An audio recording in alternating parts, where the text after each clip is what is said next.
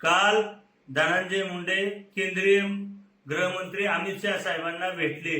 त्याच्या आदल्या दिवशी हा जातीवादी सुनील तटकरे आणि हा प्रफुल्ल पटेल हे दोघं भेटले होते आणि या सुनील तटकरेने अमित शहा साहेबांची वेळ या धनंजय मुंडेला घेऊन दिली होती आणि हा सुनील तटकरे आणि प्रफुल्ल पटेल अजितदादावर प्रेशर करत आहेत आणि धनंजय मुंडेला मंत्रिमंडळात घेण्यासाठी दबाव टाकत आहे।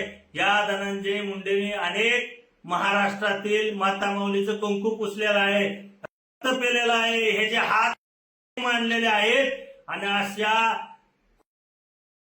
गुंड सांभाळणाऱ्या धनंजय मुंडेला जर मंत्रिमंडळात अजितदादा तुम्ही घेतलं तुमच्या पक्षाच्या वतीने तर येणाऱ्या महानगरपालिका जिल्हा परिषद मध्ये राष्ट्रवादी मराठा समाज संपवल्याशिवाय राहणार नाही। एकही मतदान राष्ट्रवादीला करू देणार नाही, याची आम्ही पुरेपूर नियोजन आणि जबाबदारी करणार आहे। आणि हा धनंजय मुंडे मंत्रिमंडळात कसा येतो?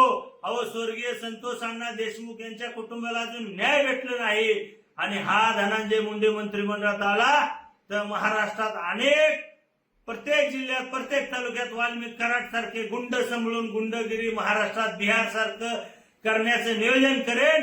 अजितदादा, याच मराठ्यांनी राष्ट्रवादी तुमची वाढवलेले आहे, आजपर्यंत याच मराठ्यांच्या जीवावर तुम्ही सत्ता केंद्रित सत्ता भोगलेली आहे आणि त्याच मराठ्यांच्या विरोधात जर धनंजय मुंडेला परत मंत्रिमंडळात घेतलं तर तुम्हाला तुमच्या राष्ट्रवादीला या महानगरपालिका जिल्हा परिषद मध्ये निष्ठानवत केल्याशिवाय हा मराठा समाज गप्प बसणार नाही।